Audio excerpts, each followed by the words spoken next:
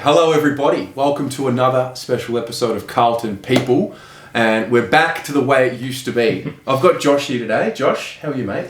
Pretty good, yeah. It's good to be Close. in the presence. Yeah. I almost felt a little weird setting this up because obviously everything gets done via Skype in 2020. Yeah. But it's good to have you in person. And, Skype's a bit old. Zoom. well, you know, it is old. However, they've upgraded the way that they record videos because it's easier to edit. Right, okay. So, yeah, Skype's making a comeback, just like the baggers are. Yeah. Hopefully. Mate, let's get into it. Tell us a little bit about who you are and where did it all begin for you? Who am I? Just a 25-year-old guy living in Melbourne? Yeah. Living the dream. Not so interesting. Yeah. Where did it all start?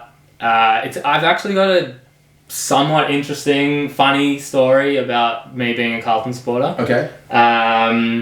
So getting into footy is just apparently I was born with like sports in my blood. Soccer ball, football, like everything. I just loved it. Yeah. But my dad actually goes for St Kilda. Okay.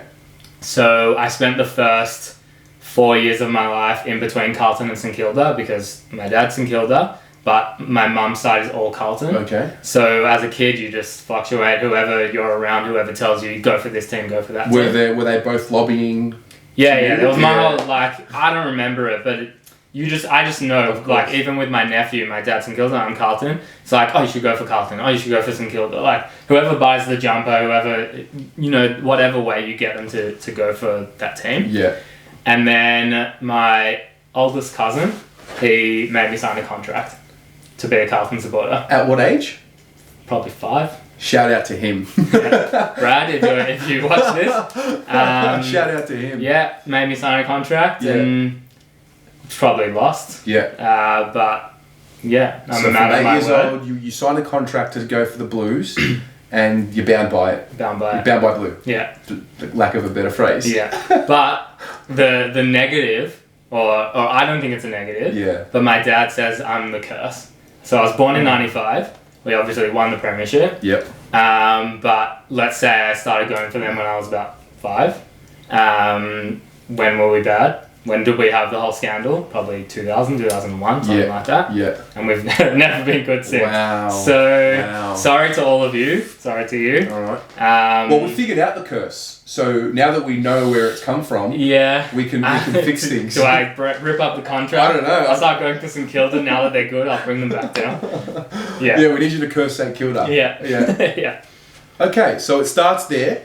What's your earliest memory of the footy or Carlton games or how far back? Because I think for everyone it's, like even for me, it's not necessarily I remember the first game I was at and what happened, but I just remember a flash of being on the train or a flash of, I remember we played against St Kilda at Optus Oval. I couldn't tell you if we won or not, but I just remember a flash. Do you have any, like how far back does the memory go?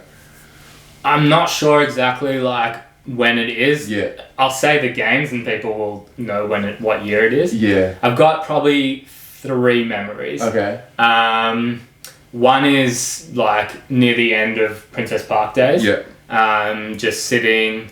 It was when like Jana Pittman was like the really good hurdler for Australia. Yeah. And I just remember like looking across at the screen and it was like Jana Pittman won gold or silver in whatever event. Like I distinctly remember that and being at the footy. So I don't remember the game, but I remember that moment. Okay. The one other game is the Peter Riccardi goal. Yep. Oh God. I was with my Geelong friend. Yeah. Sitting on the wing with his dad, and that was devastating. And then the St Kilda game, of course, etched in my memory. Of course. When Fev went back, played on Garrick, and Garrick kicked 5 goals against him in one quarter. In the first quarter. Yeah. So yeah, those are my memories. I have a lot of memories from just going to the footy, sitting at Etihad, Dockland, whatever. Yeah. On the wing. I would have gone to a lot of St Kilda games as well because I just love the footy and just went always with my dad. Yep. But those 3 games are probably like, I mean, one's not a game, one's just a moment. Just a moment, yeah. So as we get into the point in your life where you start remembering games, what are some of your favourite moments or games that you can actually remember? You know, finals or non-finals or whatever they are. One of my weirdly favourite moments, and I'll never forget this, is, you know, back in the day when, like, on our Nokias or whatever phone we had, you had to text in to get the AFL scores. Like, you texted that AFL thing, and probably cost an arm and a leg every single time you checked the score. Yeah, you've gone back now. So I was at someone's bar mitzvah. Yeah.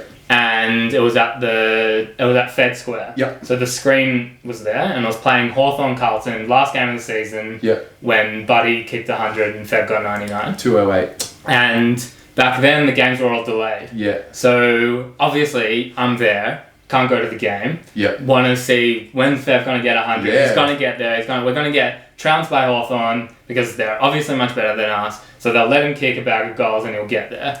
But I don't want to watch it half an hour delayed. Yeah. So I'm like checking, and obviously it gets to 99. You're texting in for the scores? Yeah, the whole time. Like $50 probably down the drain, waiting. He's on 2 goals. Oh, he's got 3. Yeah. And he gets to, what did he get, 7 or something? 7 in the end, yeah. And then I just sat there watching the last quarter on the screen. Yeah. Just seeing them triple team him, quadruple team him, whatever. Yeah. So there's that. My best game ever is the Richmond final. Of course. When we shouldn't have been in. Yeah. Up in the gods at the MCG. Yeah. I ran down probably 6 rows to hug these 2 random guys after the game. Yeah. Yeah, that's the best memory. Yeah. Yeah. Unfortunately for us, like I'm a 91 boy, so I can't really say I remember 95. Yeah. I was 8 years old when 99, the prelim, happened in the granny. I don't really remember it. It's really, and even like early 2000s, I remember sporadically what was going on, but it really didn't kick in for me until 206. Because 205, because I remember Murphy getting drafted, and I remember that being like... And all our Wizard Cup finals. Yeah. Those are the good days. All the fake premierships. All the good days. Yeah. The Mad Monday in March. Yeah. The premiership hangover in March. Yeah. But yeah, so that first rebuild is really where the memory kicks in, because I'm 15 and I've got heroes to latch onto and follow their careers. So we've really just been through rebuilds, failed rebuilds. Don't get me wrong. One almost successful. Well, that's the thing. They're not complete. Well, okay, yes, they are failures because we didn't win a flag. Yeah. But there have been some upward moments, but nothing like what your mum and your family. Exactly. So we don't really know any better. So how do you see where the club was based on the stories you've been told to what you see now? Like, what's your take on what's happening? It's just like, it's difficult to comprehend how good we were. Yep. Or even like, it's difficult to comprehend how good teams are for periods. Yeah. And even now, like, obviously lived through Hawthorn, Geelong to an extent, and now Richmond. You don't recognise what it means to win so many premierships in such a short period of time. And it's not going to be for 20, 30 years when you can look back and say, geez, how good was Geelong? How good were Hawthorn, Richmond? So to think about how good Carlton were, it just doesn't even make sense. Or what it was like living through. Yeah, just pure joy. It's so true, man. It's so true. I'm a Man United supporter, so I have that sense of how good it can be when it's good. Yeah. It's not the same because I'm not in England. Yep. And to have Carlton, if we could win one premiership. Just one, man. one premiership is not like it's better than anything in the whole world. But yeah, I don't even know. Like it's weird to even think about going to the football and you just expect your team to win by 100 points. Or again, going back to my dad, he just talks about when he went to the footy and he was like, I'd go to St Kilda Carlton and it's like, why am I even here? Like I'll just leave it. He didn't leave, but it's like I could just leave a quarter time because the game's done. Yeah. Yeah. So kind of just like waiting for that moment, and you just hope it comes. But yeah. I think there was a period between like 2010 to 2010, 2011 and the start of 2012 where, I was going to games and, Murphy Gibbs Cruiser had sort of played in the system for a few years. Murphy had started really coming on. Juddy was obviously there, and for me, that was the beginning of going to the footy and saying, thinking we'll win. It's our time. Mm-hmm. Not necessarily that we were the best team in the league, but it was our time. Yeah. So it's only going to get better from here. We've got the best kids, #1 draft picks, best player in the league, so we're clearly going to be winning. I remember beating Geelong. I feel like it might have been 2010. I remember beating them on like a Monday at the MCG and thinking, okay, it's happening. It's starting to happen, and then... And then it was Collingwood. There was a Collingwood game. Might not have been 2010, maybe 2011. Nah, bruv, 2012. 2012 round that was, three. Yeah. Still to this day, I mean, the Richmond final was amazing. Yeah. But I never felt like we were going to win the flag. Whereas until that game. 2012, I'll never forget leaving the MCG that night. We'd beaten Collingwood by 10 goals and thinking, we are the best team in the league. And it literally went downhill round 4. Carazzo does his collarbone thanks to that drug cheat, Sam Lonergan, that juiced up cheat. Drove him into the ground and sort of here we are. But I think though you have to reflect on what those teams were like back in the day. Yep. Not just Carlton, but I guess you got Hawthorn as well, who were amazing.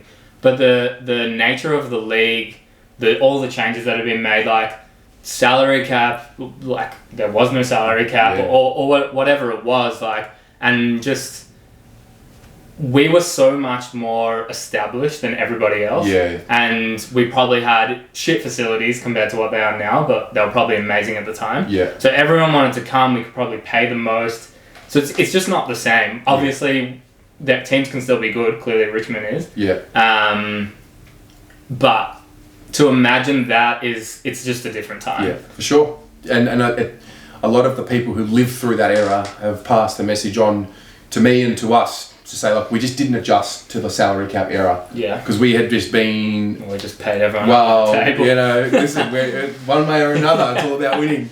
So let's have a look at what you see now. Like, I mean, we're entering year 6 of the 5-year rebuild. Mm-hmm. The plan was the 5-year blueprint. How do you see it going? We're obviously filming this December 2020. So obviously we've just had 2020 as a season. The boys, literally the 1st and 4th year players started training today. Lovely. And Ed Curnow was there. And Ed Curnow and Mitchy McGovern were there as well. So what's your observations of this group and this rebuild? And are you confident? What's happening? It's so difficult because I feel like every few years you kind of sit down, you look at our list and you're like, oh, our bottom 6 is so much better than they were 2 years ago. Yep. And I guess the reality now is that it's actually our top 10 are so much better than our top 10 of any period in such a long time. Yeah. And then our bottom 6 is also probably better, hopefully better.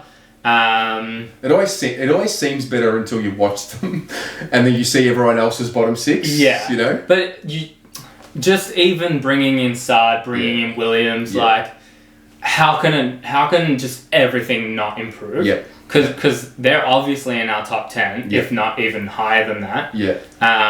So then it kicks out a couple of guys who now become our 23rd, 24th, 25th players. Yeah. So how can it not be a bit better? But the challenge is for those guys that haven't kicked on enough, SPS could be amazing, could be shit. Yeah. Or not shit, but just could be mediocre. Cunners could be really good, could be mediocre. Yeah. Then you obviously have guys like Dow and Lockie O'Brien who could be good and still could be shit. Yeah. Look, as you said, it's December. Yeah. I have high hopes. Yeah. I think we should be hitting top 6. Yeah.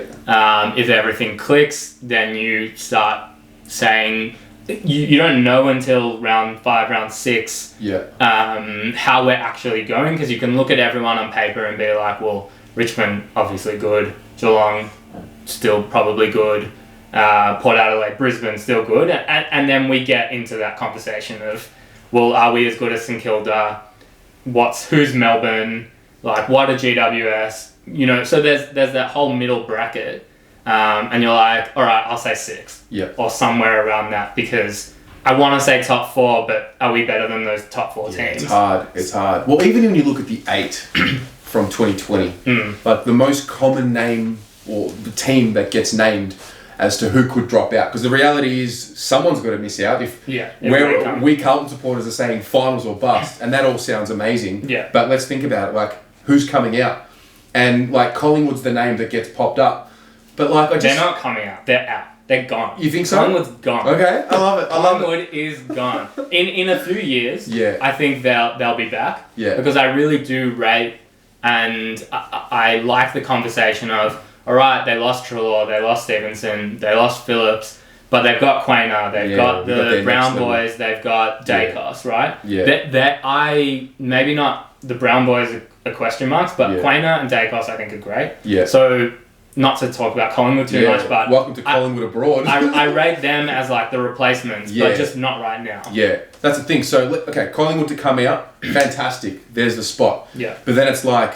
okay, well, Melbourne got better, and they've always got that hope. You know, they've got that forward they needed. Yeah. The Giants, I mean, surely they're going to be better. Who knows? I mean, they did lose Cameron, so there's that. Yeah. And then there's these other teams around that mark as well. Essendon, I don't rate Essendon, but the reality is that who knows? You never know. They could draft these, 3 top 10 picks. They could all be guns and whatnot. So there's a lot of Saints got better. The Saints got better. I expect them to stay in. So it's hard. It's very easy for us to say, we have to be playing finals. And I think in terms of the pressure or expectation that we put on the club, it has to be a finals year. Yeah.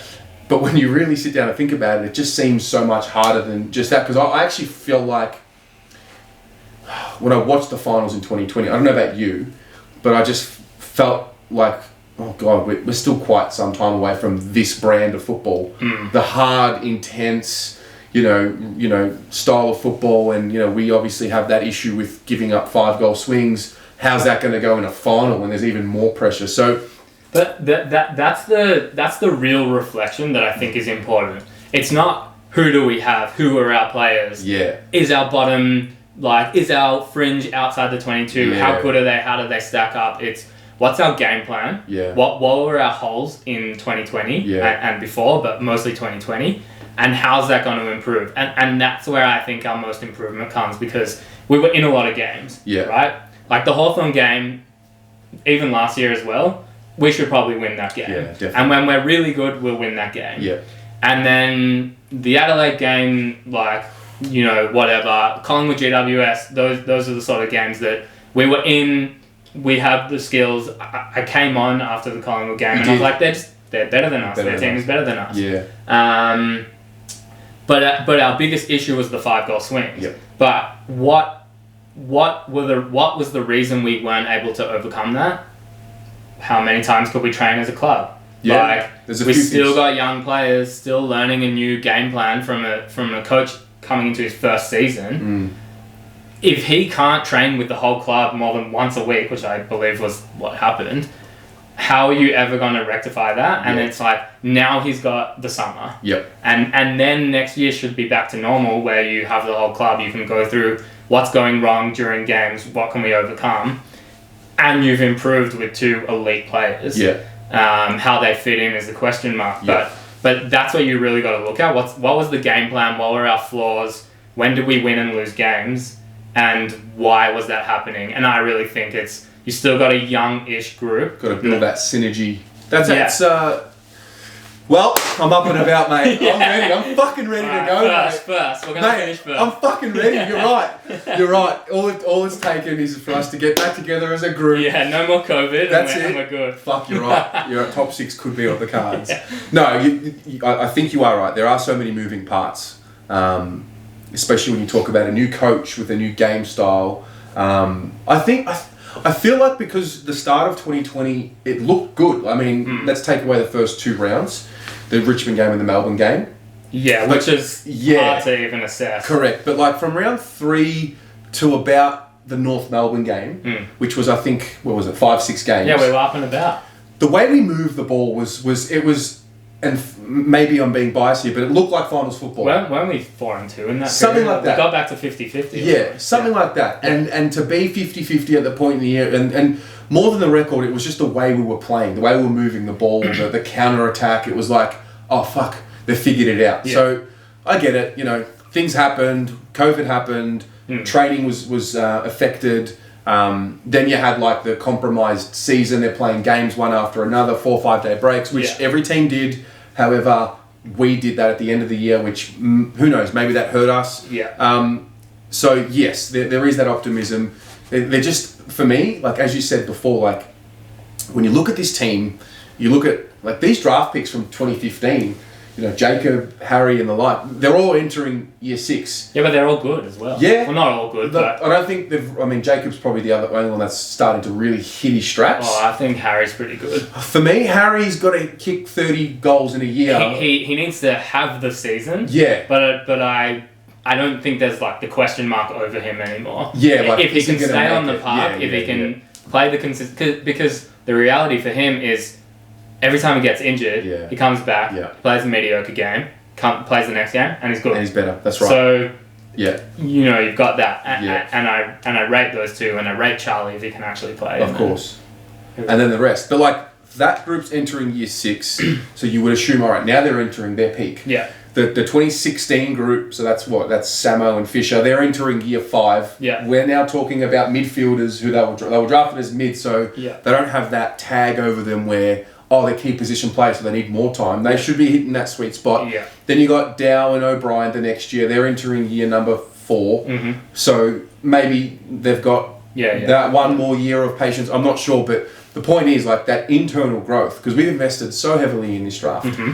So now we've gone and got the 2, experienced heads in Sarden and Williams, who, they should be top 10 players. Yeah. Probably top 5. They were at their clubs. Yeah. There's no reason to not be. Exactly. So when you combine that with the internal growth, and I always like to use the example, the 3 to 5% rule. Mm-hmm. If everyone can improve between 3 to 5%, which is not a lot, it's like 1 or 2 possessions more a game. I think we'll be... Kick that goal and don't miss it. Correct. Yeah. If it's not 1 more tackle, it's 1 more possession. I think that's going to hold us in good stead. So you'll be the first person I ask this to, because it's... we have started the training for 2021. Who are you looking at? It's early stage, it's early days, so I won't hold it against you, but who are the names internally, maybe not so much the guns that we've recruited, but which of these draftees of ours do you look at and you say, he's ready to take that next step, or he should be ready to take that next step? To be honest, I don't take that much from the off season. Okay. Because we've been burned so many times. Yeah, so true. And if I was any other supporter for any other club, I could probably say exactly the same thing. Yeah. But I just don't know. Yeah. But I know every single season it's Ken Lucas is going to be so good this year. Or X player is going to be so good. Yeah. Look how big they are. Yeah. Like, whatever it is. So it's really hard, but to say who do I want or who should be really good next year. Now, who's hitting that sweet spot for you? Maybe Harry. You just sort of... Yeah, Harry. Yeah. And you say 30 goals. I say 50 goals in a 22 game season. Yeah. Like 30 goals this year. Why is he not kicking or 40 goals, right? Or 45. Like what's he not doing to average 2 goals a game? Kicking straight. Yeah, but also forward 50 entry. Yeah. That's my biggest thing. Yeah. Always say it, always will say it. I mean, hopefully I won't always say Hopefully it. Hopefully not next year. Always have said it. So the forward 50 entry I think is bad. Yeah. But who do I really want to be good? It's got to be Samo. Samo? Yeah. I think he is not quite there yet. Yeah. And... Was it maybe one of those situations where he's in this new role, he's accepted it, he's doing the team thing, what the team's asking of him, and he just needed to take a step back to learn this role, to hopefully thrive in it moving forward? Or do you have the mentality of we're wasting our time with him? No. Well, yeah, we're wasting... Well, now we brought in Sard, so why is he playing there anymore? Yeah. And then you have the whole conversation of what's our best backline? Yeah. Right? Because Marchbank, who also maybe is that guy, who I actually think was really good, and then he just got injured and didn't play the whole year, obviously. Yeah. But that dynamic of the backline is such a question mark, in a good way, in the best way possible. But then you have, just look at the half back line, and you got Doherty obviously plays there. Yep. Saad obviously plays there. I'd probably rather Newman be that third guy that maybe doesn't make the 22 because we just don't need him, and someone can just float there. Yeah. But she'll be that next player. Whereas Samo, I want through the guts, brilliant kick. We need that forward 50 entry. Give it to him every time. Give it to Walshy. Like, let them be the two guys that kick it as in. the main entry point to and then he doesn't need to fuck around in the back line. Yeah. Man up on someone, which he's probably not that good at. He's so small anyway. Yeah, like he'll never be... Not that he'll never be a good defender. I'm sure he can work at it, but... I know there's that old adage, like you can work on your weaknesses, or you can, zero in on your strengths. Yeah. He's quick. Yeah. He's elite ball user. Yeah. Either side of the body as well. Whether he has the football nous and knows where to move and how to get through a pack and where to stand at a ruck contest, I don't know. Yeah. You can be taught that and you've got to take that in, but it's just a waste. Yeah. I think it's a waste. It made sense this year because we needed it. Yeah. And especially Newman is so who knows with all his injuries. Yeah. But you bring in Saad, you don't keep a good player in a position to be the third guy or the fourth guy. Yeah. What's the point of that? Yep. And then probably Cunners as well. Cunners. I've always loved him, but he's never quite been there. I hear always X factor. Yeah. I hear it a lot, and it's there, but it's like maybe it's just a patience thing with him. I don't know. But how long do you wait? Because with Jacob and Harry and Charlie, Charlie's a different one. Charlie's injured. Yeah. So it's hard to really have this expectation on him. But at least with Harry and Jacob, there was always the notion of, you got to give them 5-6 years because they're big boys. Whereas Cunners is a midfielder, so it's like you would think that. But he's also being played out of position. He's been played in the forward line a lot. Yeah. And it stunts you a little bit. Yeah. Why he was played there so much, don't know. Do you think it's a philosophy of Teague just to have guys that can play? It has to be. It was before Teague though. It was under Bolts. No, he was always in the forward line. Yeah, that's true. And he's an okay small forward, but he's no Eddie Betts. Yeah. Yeah. So, yeah. Yeah. He's an interesting one. It's not like I don't know how exactly to portray this, but it's not like at times I can feel when I watch him play, it's like, is he completely focused all of the time, or does he lose concentration? But that's so many of our players. Of course. So many after so many games, you're like, what happened in that 5-minute patch? Where'd they go? How'd they kick 3 goals in 5 minutes and we were on top and no one did anything? Yeah. And where's the leadership? And so many times this year we asked the same questions. So, So going into 21, what is the pass mark for you? What's the standard? Of you at the end of 2021, what has to happen for you to say we succeed? It was a pass mark this year. We've got to make finals. Make finals. I want to say top 6, but I think, as I said, it's so congested that one game could be the difference between finishing 5th and finishing 8th. So how harsh am I going to be if we finish 8th because we lost a goal after the siren to Port Adelaide again?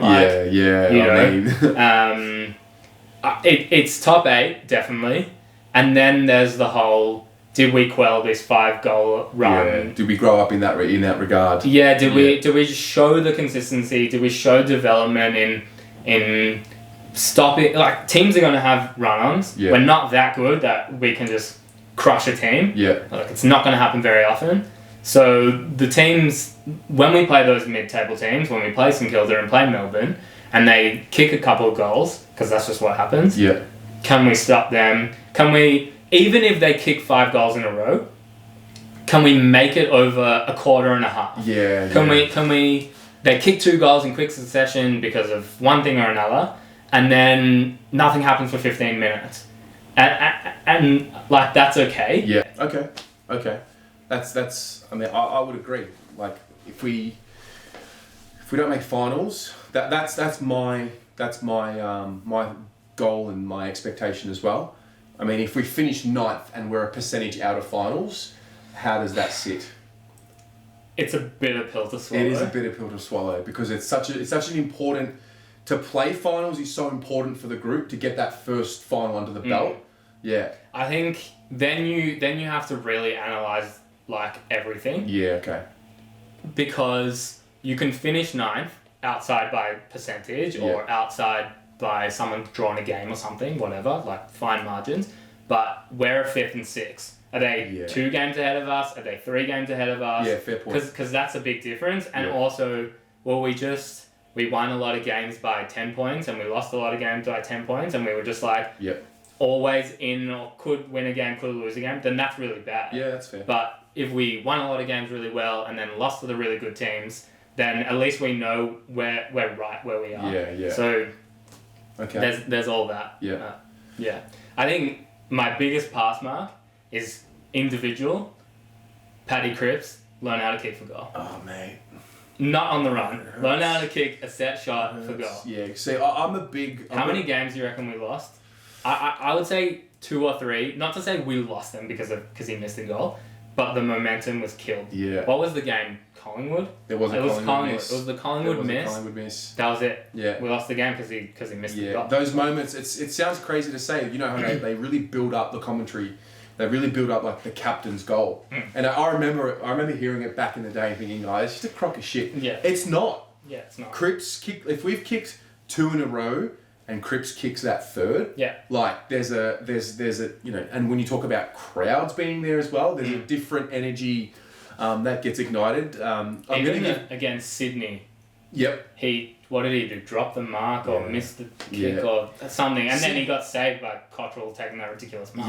Yeah, that's right. There was just some basic skill errors for Crippo, which look, let's be honest, he's had a phenomenal start to his career. We're actually halfway through his career, which is scary to think. He's my age. Yeah. He's drafted in my age. Yeah. So he's had a pretty good year by the league standards, but for us, we've seen him. He can be a lot better. So I'm not judging everything he did. Of course. Because he is elite in all categories. Yeah. Except for his kicking for goal. But it's a big deal because when you compare him to Fife, Danger, Dusty, who can all go forward, who can all clunk a mark, so can he. Yeah. But they convert. Do we maybe really... not Fife? I'm not sure. Not Fife, so much about Fife. The other two, Do we there is this obsession with Cripps going forward and becoming the Dustin Martin type player, and a lot of these midfielders who come up the ranks, there's this obsession amongst the league of, all right, well now they've got to be able to go forward and kick goals and become like the ultimate player. Are you as obsessed with that? Because for me, I'm thinking, well, he's the best contested midfielder in the league, bar none. And I get it. We probably want to preserve him and give him some rest down forward. But are we going too far into that, or do you what's your opinion on his role and how you want to see him played? From a non-Cripps perspective, I think you can see how useful it is. Yeah. Especially when you've got 3 tall forwards that we play down forward. Yeah, I think you can just see what impact it has. Yeah. How amazing these guys are. Yeah. Like, just take Dusty. He is so good. Yeah. So good. And he's so good in the midfield, and then he's so good in the forward line. Yeah. And if you can replicate that for Cripps, and also then have just an extra guy who can conquer mark, he can, even if he's just a decoy, because he can't kick for goal. Yeah. But if he leads to the boundary, you have someone else lead to the other boundary, and then you have Harry, Charlie, whoever leads straight down the guts, 1-on-1. Yeah. Because you're not just, I don't need to worry about Gibbons on the boundary line. Like, if he takes the mark 50 out, he's not going to kick the goal there. Yeah. But if Cripps takes the mark there, he might kick the goal. Yeah. And that just makes a difference. And he just knows how to read the ball. He's better than everyone else in the team. And if you look at Dusty, you look at the grand final in isolation, he's amazing. Yeah. He won them the game. Why can't we do the same thing? I think it's because Dusty is like a once in a generation type player. That's my opinion. Like, fine, yeah, maybe you know, like, he's it's like maybe Dusty's fucking crazy. Yeah. He's crazy, and you know, Cripps is good. He could be a marking presence, and if he had a good set shot, I mean, we're talking about a real player. But I thought it was just interesting to get your take on that. But also, why take him off the ground if he doesn't need to go off the ground? Correct, 100%. I'm with you on that. As the captain, yeah, like if he has the tank, which he has the tank, yeah, if he's not gonna get battered and bruised for 100% of the game, staying it as a contested player, put him in the forward line. Yeah. If he plays a different role, because we already have 2 or 3 tall forwards, and you obviously don't want another 195 or whatever he is giant down there. Play him as a small, as a mid, like whatever. Even though he's tall, he doesn't play like that. Mm-hmm. So I just think he's good enough to be there. We want him on the ground. We need the leadership. We need to stop those 5-goal runs. Yeah. So having him on the bench, and imagine something happens, he can't get back on the field. Yeah. Like it just makes such a difference. Fair. No, that's fair. That's fair. Okay. That's actually a really good insight. I've got 2 more questions for you. Cool. I could talk forever as well. Nah, mate. It comes naturally. It comes naturally. 2 more questions. One is, you might have already answered this, but you've got unlimited cap space. Who's the one player that you would put into our team right now that would make the world of difference, and like, you know, who would it be for you? Yeah, the obvious one is Josh Kelly. Josh Kelly. That might not be too much of a fantasy. That could happen every year. It's kind of a weird reality that I think is going to happen next year. Yeah, so I played against him. To be fair, I don't really remember playing against him. Yeah. But it's nice for me to say that I played against. You're on the field with him. An AFL footballer. Yeah. I just think he's bloody good. When he gets a run of games, he's just silk. Absolutely. I think he's probably one of the most underrated players in the league. Yeah. In terms of everyone knows he's good, but no one. He's not included in the conversation because he hasn't done it. Yeah, he gets like his 6 weeks of. And then he gets injured. Yeah. But yeah, I just rate him so highly. And it's what we need. We don't need anything other than another amazing midfielder. Yep. Fair. Like maybe another really good forward if Charlie can never play, but you just got to hope that he can. Yeah. And he exists. Whereas another amazing midfielder, you got Cripps, then you got Walsh, who's amazing. Yeah. But the next guy. Yeah. And just like building that. Kelly. Okay, Josh Kelly. He's got a good ring to his name. He runs down the wing. We love players that run down the wing. Josh Kelly running down the wing. Love it. I don't know if that could catch on next year. I Can we just sing it we can. all the time? That's how I'll know. Like we'll be in the crowd and someone will sing it from like the next bay, and I'll like stand up.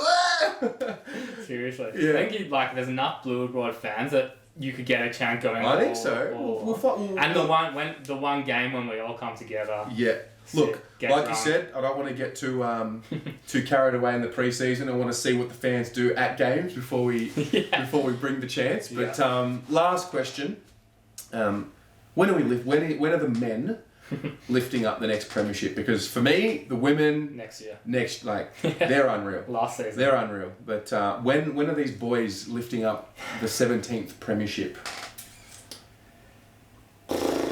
We'll look back on this video in 10 years and look at our young faces and hello to my 40-year-old self. Can't believe we've won 5. Yeah.